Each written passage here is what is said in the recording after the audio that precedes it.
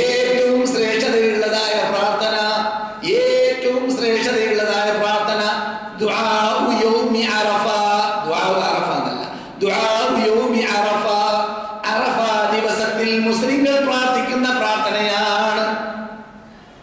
നിങ്ങളോട് മറ്റുള്ളവർക്കും കൂറ്, അല്ലാഹ് അറഫയിൽ വരാത്തവർക്കും നിങ്ങളോട് പങ്കുചേരാൻ റസൂലുള്ളാഹി സ്വല്ലല്ലാഹു അലൈഹി വസല്ലം ചാൻസ് നൽകും പോലെ. അപ്പോൾ ലോകത്ത് എവിടെ വെച്ചിട്ട് അറഫ ദിവസത്തിൽ മുസ്ലിങ്ങൾ പ്രാർത്ഥിച്ചാലും ഉത്തമമായ പ്രാർത്ഥനയായിട്ട് അത് മാറുന്നു. ഹാജിമാർക്ക് മാത്രമുള്ളതല്ല, പക്ഷേ ഹാജിമാരോട് ഒരുമിച്ച് കൂടുന്ന സന്ദർഭമായത് കൊണ്ടാണ് ആ പ്രത്യേകത അവർക്ക് ലഭിക്കുന്നത്. കാരണം ആ സന്ദർഭം അല്ലാഹു സുബ്ഹാനഹു വ തആല അവന്റെ ദാത്തിനോട്, അളമത്തിനോട്, ജലാലിനോട് യോജിക്കുന്ന രൂപത്തിൽ സമാഉദ്ദുനിയയിലേക്ക് ഇറങ്ങിയും കൊണ്ട് അറഫക്കാരെ, അറഫയിൽ താമസിക്കുന്ന ഒരുമിച്ച് കൂടുന്നവരെ കാണിച്ചിട്ട് മലക്കുകളോട് അഭിമാനം പറയും, കണ്ടില്ലേ എന്റെ കൽപ്പന അനുസരിച്ചുകൊണ്ട് ഇവരുടെ ഒരുമിച്ച് കൂട്ടം.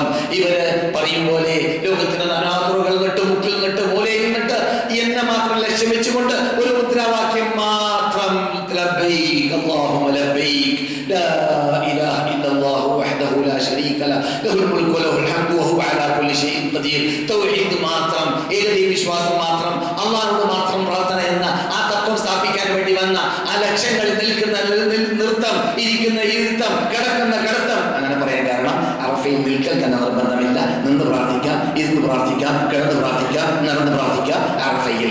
അങ്ങനെ ഇതെല്ലാം റബ്ബുൽ ഇസ്സത്ത് ജല്ല ജലാലുഹു നേരിട്ട് അവന്റെ ദാത്തിനോട് യോജിക്കുന്ന രൂപത്തിൽ പ്രത്യക്ഷപ്പെട്ടുകൊണ്ട് പറയും. എങ്ങനെയെന്ന് നമുക്കറിയില്ല. അങ്ങനെയാണ് ഒറിജിനൽ അഹ്ലുസ് സുന്നത്ത് ജമാഅത്തിന്റെ വിശ്വാസം. എന്നല്ലാതെ അത് അല്ലാഹ് എല്ലാവരും റഹ്മത്ത് അല്ലാഹ് പറയുന്ന തോന്നിവാസം നാം പറയുകയില്ല. അത് അറിവില്ലാത്തവർ പറയലാണ്, അത് മുഅവ്വിലീങ്ങൾ പറയലാണ്, അത് മുഅത്തലീങ്ങൾ പറയലാണ്, അത് അഹ്ലുസ് സുന്നത്ത് ജമാഅത്തിന്റെ എതിരാളികൾ പറയലാണ്. നമ്മുടെ വിശ്വാസം അങ്ങനെയല്ല. ഷാഫി ഇമാം പഠിപ്പിച്ചതുപോലെ, അബൂ ഹനീഫ പഠിപ്പിച്ചതുപോലെ, മാലിക് ഇമാം പഠിപ്പിച്ചതുപോലെ, അഹ്മദ് ബിൻ ഹംബൽ പഠിപ്പിച്ചതുപോലെ, 4 മദ്ഹബിന്റെ ഇമാമുകൾ പഠിപ്പിച്ചതുപോലെ, അതിനു മുമ്പ് സഹാബാക്കൾ നമുക്ക് അവർക്കും പഠിപ്പിച്ചതുപോലെ, ആ സഹാബാക്കൾ നമുക്ക് ലോകത്തിന് പഠിപ്പിച്ചതുപോലെ അല്ലാഹുവിന്റെ സിഫാത്തിനെ കുറിച്ച് കേൾക്കുന്ന വേളയിൽ നമ്മുടെ ബുദ്ധിക്ക് യോജിക്കട്ടെ യോജിക്കാതിരിക്കട്ടെ അങ്ങനെ തന്നെ വിശ്വസിക്കുക. പക്ഷെ അല്ലാഹു യോജിക്കുന്ന രൂപത്തിൽ എന്ന് വിശ്വസിക്കുക, അത്രയേ ഉള്ളൂ. അങ്ങനെ ഇറങ്ങിയും കൊണ്ട് അഭിമാനിക്കുന്ന വേളയിൽ പറയുന്നതായ വാക്കാണ് ജാഊനി ശുഅസൻ ഖുബ്റൻ.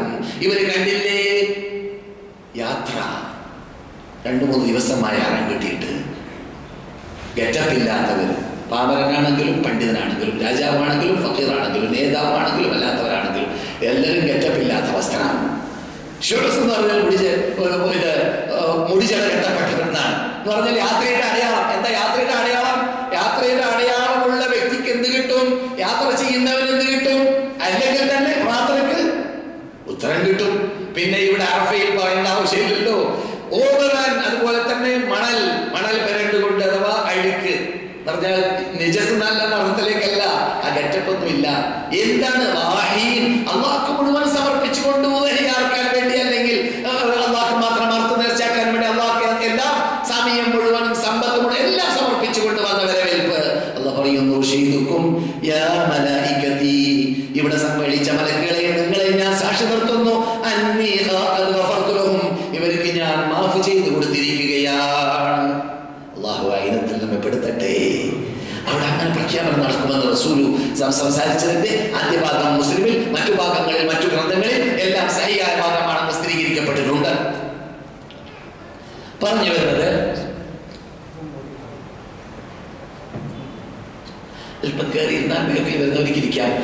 അല്പസമയം എന്ന് പറഞ്ഞാൽ അസറിന്റെയും ബോറിന്റെ ഇടയിൽ ഇപ്പോൾ നിങ്ങൾക്ക് അറിയാവുന്നതുപോലെ 1 മണിക്കൂർ ക്ലാസ് എടുക്കാൻ, 1 മണിക്കൂർ കൃത്യം, അതിൽ കൂടുതലില്ല.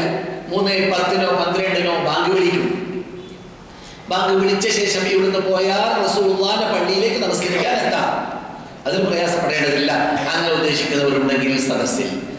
എന്നാൽ അല്ലാഹു സുബ്ഹാനഹു വ തആല എന്താണ് ആ സ്ഥലത്ത് ഇത്രയും പ്രാധാന്യമുള്ള, അല്ലാഹ് ശിക്ഷിച്ച മാസങ്ങളിൽ, അല്ലാഹ് ശിക്ഷിച്ച ദിവസങ്ങളിൽ, അല്ലാഹ് ശ്രേഷ്ഠതയുള്ളതായ സ്ഥലത്ത് റസൂൽ പറയുന്നു, അവിടെ അറഫയിൽ ഒരുമിച്ച് കൂടിയ വേളയിൽ നിങ്ങളുടെ നേതാവായ ഇബ്രാഹിമിന്റെ അനന്തരാവകാശമാണ് നിങ്ങൾ കാട്ടുന്നത്.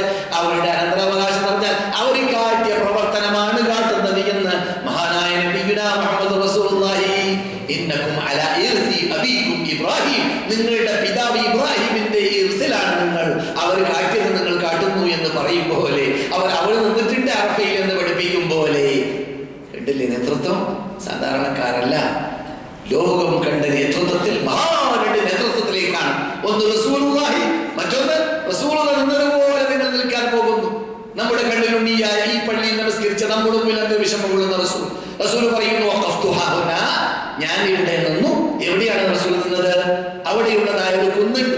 ആ കുന്നിന്റെ പേര് ഇപ്പോൾ ജനങ്ങൾ പറയുന്നത് ജബലുർ റഹ്മത്ത് എന്നാണെങ്കിലും അത് ശരിയായ പേരല്ല. ശരിയായ പേര് ജബലു ഇലാലി എന്നാണ്. ജബലു ഇലാൽ ഹംസാണ്, ഹ അല്ല. ജബലു ഇലാലി എന്ന കുന്നിന്റെ താഴെയാണ് റസൂലുള്ളാഹി നിന്നത്. അപ്പോൾ ജനങ്ങൾ തെറ്റിദ്ധരിക്കാതിരിക്കാൻ വേണ്ടിയും ജനങ്ങൾ തിക്കിലും തിരക്കിലും പെട്ടിട്ട് മരിക്കാനും പ്രയാസപ്പെടാതിരിക്കാൻ വേണ്ടിയും റസൂൽ അവിടെ പ്രഖ്യാപിക്കുന്നു എന്ത്? ഞാൻ ഇവിടെ നിന്നു. പറയും പോലെ നിൽക്കാനൊരു സ്ഥലം വേണ്ട എനിക്ക്, അതുകൊണ്ട് ഞാൻ ഇവിടെ നിന്നു എന്നല്ലാതെ ഇവിടെ തന്നെ നിൽക്കണം എന്നതുകൊണ്ടല്ല. പിന്നെയോ ഇക്കാണുന്ന വിശാലമായ അറഫ മുഴുവനും നിൽക്കാനുള്ള സ്ഥലം തന്നെയാണ്. ഇല്ല വാദി ഉറന, ഞാനിപ്പോൾ ഞാനല്ല റസൂൽ പ്രസംഗിച്ചതായ വാദി ഉറന ഒഴിച്ച് അവിടെ നിങ്ങൾ നിൽക്കരുത്. ആ വാദിയിൽ നിങ്ങൾ നിന്നാൽ ഹജ്ജ് കൊള്ളൂല, കാരണം അത് അറഫയ്ക്ക് പുറത്താണ്. പിന്നെ ഒരു ശൈലിയിൽ റസൂൽ പറയുന്നു, എന്ന് പറയുന്ന ആ താഴ്വരയിൽ നിന്നിട്ട് നിങ്ങൾ കേറി വരൂ സഹാബാക്കളെ. നമുക്കും പാഠമാണ്. അപ്പോൾ അങ്ങനെ റസൂലുള്ളാഹി നിന്നപ്പോൾ അങ്ങനെ പഠിപ്പിച്ചതുകൊണ്ട് നമുക്ക് എന്ത് ചെയ്യാം? അറഫയുടെ അതിർത്തി എന്ന് എഴുതിയ ബോർഡിന്റെ അകത്ത് എവിടെയും ഇരിക്കാം, എവിടെയും നിൽക്കാം. അവിടെ ആയിരിക്കണം, വേറെ എവിടെയാവാൻ പാടുള്ളതല്ല. എന്നാൽ ഇത്രയും പ്രാധാന്യമുള്ള സമയം, ടൈം, സ്ഥലം, റസൂൽ സമ്മേളിച്ച സ്ഥലം, അല്ലാഹ് അവന്റെ ദാത്തിനോട് യോജിച്ച രൂപത്തിൽ ഇറങ്ങുന്ന സമയം, സ്ഥലം, ഇതൊക്കെ പഠിച്ചു കഴിയുമ്പോൾ എന്താണ് ആ സന്ദർഭത്തിൽ നമുക്ക് വേണ്ടി അല്ലാഹ് സെലക്ട് ചെയ്ത റസൂലിന്റെ നാവിലൂടെ പ്രാർത്ഥന? അതാണ് നിങ്ങൾ കേൾക്കുന്നത്. പ്രാർത്ഥനയിൽ ഉത്തമമായ പ്രാർത്ഥന അറഫ ദിവസത്തിൽ ഹാജിമാർ പ്രാർത്ഥിക്കുന്ന പ്രാർത്ഥനയാവട്ടെ, അല്ലെങ്കിൽ മുസ്ലിങ്ങൾ എവിടെ നിന്ന് പ്രാർത്ഥിക്കുന്ന പ്രാർത്ഥനയാവട്ടെ. എന്നാൽ ചില റിപ്പോർട്ടിൽ കണ്ടു അല്പം മുമ്പ് അത് അറഫയിൽ വെച്ചിട്ട് എന്ന്. അപ്പോൾ അറഫയിൽ വെച്ചിട്ട് ഞാനും എന്റെ മുമ്പിൽ ജീവിച്ച നബിമാരെല്ലാം ചെല്ലിയ വാക്കിൽ ഉത്തമമായ വാക്ക് എന്ന് വിശദീകരണം നൽകാം. ഏത്? എല്ലാവരും പറഞ്ഞ വാക്കിൽ ഉത്തമമായ വാക്ക് ഇതാണ് നാം പഠിക്കേണ്ടത്. അപ്പോൾ നമുക്ക് എവിടെ എത്താൻ പറ്റും? നമുക്ക് ഈ പ്രപഞ്ചത്തെ സൃഷ്ടിച്ച ലക്ഷ്യത്തിലേക്ക് എത്താൻ പറ്റും. അപ്പോൾ നമുക്ക് ഈ കഅബയെ അല്ലാഹു സൃഷ്ടിച്ച അല്ലെങ്കിൽ കെട്ടാൻ വേണ്ടി ഇബ്രാഹിമിനോട് കൽപ്പിച്ച ലക്ഷ്യത്തിലേക്ക് എത്താൻ പറ്റും. അപ്രകാരം തന്നെ ഈ ചിഹ്നങ്ങളുടെ ഇടയിൽ ഓടാൻ വേണ്ടി കൽപ്പിക്കപ്പെട്ടല്ലോ. നിങ്ങളിപ്പോൾ എന്താ കാട്ടുന്നത്? ബുദ്ധിജീവികളായ നിങ്ങളെ കൊണ്ട് അല്ലാഹ് ഓടോടോ അവിടെ, ഇരിക്കോടോ അവിടെ, താമസിക്കോടോ അവിടെ, എറിയോടോ അവിടെ, കറങ്ങടോ അവിടെ, കുടിക്കോടോ അവിടെ, ഇങ്ങനെ ബുദ്ധിക്ക് ഒരു വിലയുമില്ല. ബുദ്ധിയെ സൃഷ്ടിച്ച റബ്ബിന്റെ ബുദ്ധിയെ കീഴ്പ്പെടുത്തലാണ് ബുദ്ധി. ഇതാണ് അവിടെ സംഭവിക്കാൻ പോകുന്നത്. ഇപ്പോൾ ഇതിന്റെ പിന്നിൽ വർക്ക് ചെയ്യുന്നത് എന്താണെന്ന് ചോദിച്ചാൽ അള്ളാഹുവിനെ സ്മരിക്കുക. അള്ളാഹ്ക്ക് വേണ്ടത് സൃഷ്ടികൾ അള്ളാഹനെ ഓർക്കണം, അള്ളാഹനെ മുദ്രാവാക്യം മുക്കി പറയണം, ആ ചിഹ്നം പൊക്കി പിടിക്കണം, അള്ളാഹനെ വാഴ്ത്തണം, അള്ളാഹനെ പുകഴ്ത്തണം. അടിമകൾ അങ്ങനെ ചെയ്തുകൊണ്ടേയിരിക്കുമ്പോൾ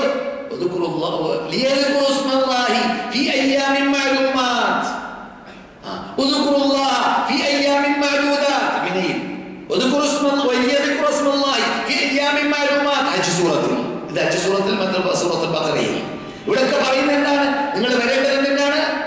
അള്ളാഹനെ സ്മരിക്കാൻ. ചില ആൾക്കാർ കഴിഞ്ഞ ദിവസം 2 ദിവസം ക്ലാസ് എടുത്തപ്പോൾ ചോദിച്ചു, നമ്മൾ എറിയാൻ പോകുന്ന ശൈത്താനെയാണോ? കാരണം ഇവിടെ പണ്ടൊക്കെ എഴുതി വെക്കാറുണ്ട്. ഞങ്ങളൊക്കെ അങ്ങനെ എഴുതുന്നതിനെ കുറിച്ചൊക്കെ റിപ്പോർട്ടുകളൊക്കെ സമർപ്പിച്ചിരുന്നു. ഇപ്പോൾ അത് ഇല്ലാതെ തോന്നുന്നത്. അങ്ങനെയാണ് അതിന്റെ പേര്. എന്നല്ലാതെ പിശാച് അവിടെ ഏറുകൊള്ളാൻ കാത്തിരിക്കും ഇരിക്കും എന്നൊന്നും അതിനർത്ഥമില്ല. അവിടെ സംഭവം എന്ന് പറഞ്ഞാൽ റസൂൽ അതിന്റെ വിശദീകരണം നൽകിയിട്ടുണ്ട്. ബുദ്ധിക്കൊന്നും ഒരു വിലയും അവിടെയില്ല. റസൂൽ പറഞ്ഞു, അള്ളാഹ് പറഞ്ഞു ആദ്യം, പിന്നെ റസൂൽ പറഞ്ഞു, അത് കേട്ടാ മതി. ഇന്നമാ ജുഇല തവാഫ് വസ്സഅയു ബൈന الصفا والمروة ورمي الجمرات لإقامة ذكر الله. എന്തിനോ തവാഫ് കറങ്ങുന്നത് ബുദ്ധിജീവി, എന്തിനോ സഅയ് ചാടുന്നത് ബുദ്ധിജീവി, എന്തിനോ ഏറ് ബുദ്ധിജീവിയെ എറിയുന്നത്. അവിടെ ഒരു കല്ലിനെ ചുംബിക്കാൻ പറയുന്നു, ഇവിടെ ഒരു കല്ലിന് എറിയാൻ പറയുന്നു. അവിടെ ഒരു കല്ലിനെ തൊടലെന്ന് പറയുന്നു, ഇവിടെ ഒരു കല്ലിനെ ചുംബിക്കാൻ പറയുന്നു. അല്ല, നിയമമാണ്. ഹജർ ചുംബിക്കണം, മഖാം ഇബ്രാഹിം തൊടാൻ പാടില്ല, നിയമമാണ്. ഇവിടെ കല്ല് എറിയണം. ആ നിയമം അനുസരിച്ചിട്ട് ബുദ്ധി ഉപയോഗിക്കാതെ പറഞ്ഞതുപോലെ ചെയ്യാം. എന്നാൽ നീ മുസ്ലിം, അവിടെ നീ എന്താണോ ഞാൻ അങ്ങനെ കാട്ടുന്നത്? അതിന്റെ ആവശ്യം എന്താണ്? സംസമിന്റെ വില അത് സാധാരണ വെള്ളമല്ലേ എന്നൊക്കെ തോന്നി മാസം പറഞ്ഞു വന്നാൽ കുന്നുകയറും, ഹജ്ജും കുന്നുകയറും, നീയും കുന്നുകയറും. ഇസ്ലാമിൽ നിന്നിട്ട് പുറത്തു പോകേണ്ട ഗതികേടെത്തി പോകും. ചിലപ്പോൾ അള്ളാന്റെ ചിഹ്നങ്ങളെ കുറിച്ച് ചോദ്യം ചെയ്താൽ അള്ളാന്റെ ചിഹ്നങ്ങൾ അള്ളാഹ് എണ്ണുന്നു. ഒന്ന് കഅബ, ഹജർ അസ്വദ്, മഖാം ഇബ്രാഹിം, സഫ, മർവ, മുസ്ദലിഫ, അറഫ, മീന എന്ന് മാത്രമല്ല അതിന് പുറമെ നിങ്ങൾ അറക്കാൻ കൊണ്ടുപോകുന്ന അല്ലെങ്കിൽ നിങ്ങൾ അറക്കുന്ന സാധനത്തിന് അള്ളാഹ് പറയുന്നു അതും എന്റെ പേര് പൊക്കി പറയാനുള്ള ചിഹ്നമാണ്.